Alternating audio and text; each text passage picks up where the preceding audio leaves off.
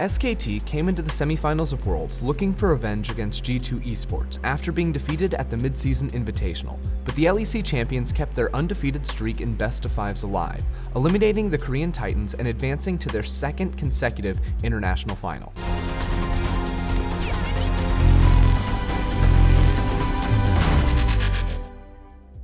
Hey everyone, Ender here. Today we'll be having a look at how G2 defeated SKT in their first match of their best-of-5 by consistently using their split push threat and making smart trades around SKT's Baron buff. G2 have Caps on Ryze, a strong split push champion, and are running 2 teleports between their solo laners. When G2 have double solo lane teleports, they often send them both to a side lane to look for a 2v1 kill or to push for towers. They do this when they have a teleport advantage or when they have the superior 2v2 between Caps and Wunder and their counterparts. That is the case in this game.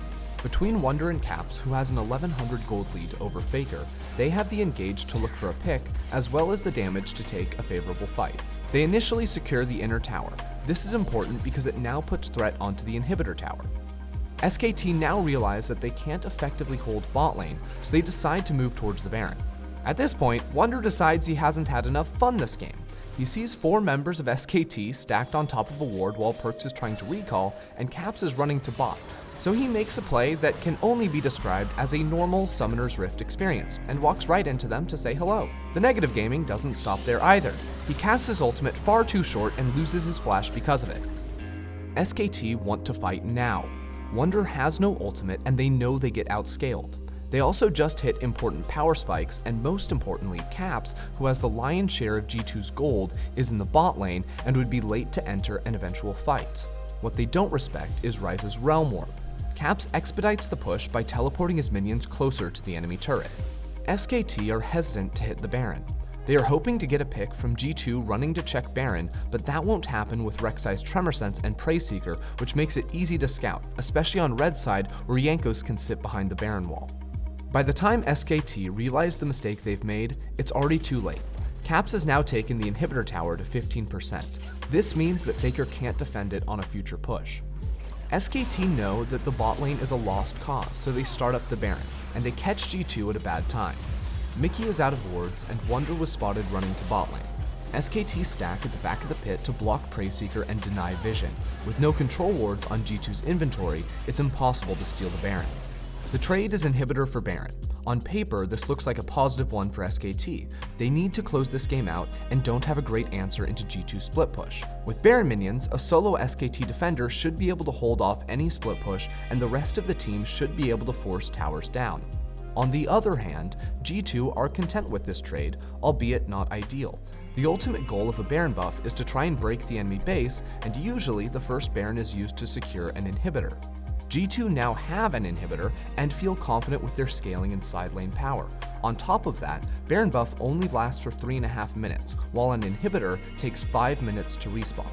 So with Baron, SKT's goal should be to take a G2 inhibitor, but during this time, SKT mismanage their waves, have skewed prioritization on objectives, and poor lane assignments overall. At 27 minutes, SKT have a wave mid lane and no Caps' top. They should push in mid and start attacking the tower with 4 members, then rotate to bot lane as Khan brings the wave to the tower. Instead, they go for a Cloud Drake. At 27:20, SKT have a wave bot lane and just need to clear one more wave of super minions in order to bounce it into the tower, damage the structure, and deny minions to G2. Instead, Khan takes Grump and recalls to defend against Caps, while the G2 super minions regain push in bot lane. At 27:30, SKT have a wave ready in the mid lane again, but they don't walk it into the tower. Instead, they move to the top side river to clear out vision, likely to protect from a Kled flank. At 28 minutes, SKT finally step forward with a wave in mid lane and start to siege, but they've already wasted 2 minutes of their Baron buff. Wunder makes another mistake and dies, giving SKT the numbers advantage they need to finally knock down the inner tower. At the same time, however, Khan places a ward on the blue buff, which tells G2 he left top lane, so Caps again realm warps towards the top inhibitor tower. Once again, Caps' pressure stops SKT from proceeding with their play, as Kled has to recall. Caps breaks the tower, but is taken down in the 1v2. While SKT made over 4,000 gold from their Baron power play, they didn't solve their main problem, scaling and split push. Because they were unable to secure an inhibitor and G2 were, G2 retained map pressure. SKT do find an opportunity to punish G2, however. Caps is far too overextended bot side while his team has nothing to play for on the map. Now the split push threat is gone and SKT are guaranteed a 5v4 power play at the Baron. But G2 set up a trap of their own. Perkz and Mickey are inside of SKT's own jungle and Jankos tries to step forward to body block both Twin Shadows' Ghost to keep their position hidden, but SKT gain vision of all three of them for just a moment. SKT should know at least Perkz is in their bot side jungle, but this ward doesn't grant SKT vision of the path Perkz takes towards River.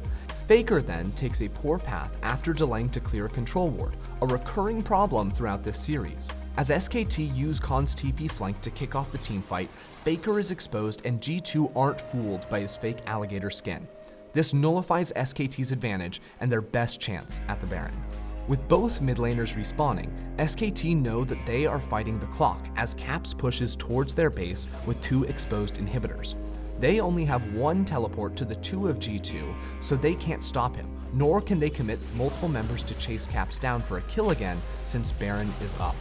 G2 destroy teams when there are multiple pressure points on the map.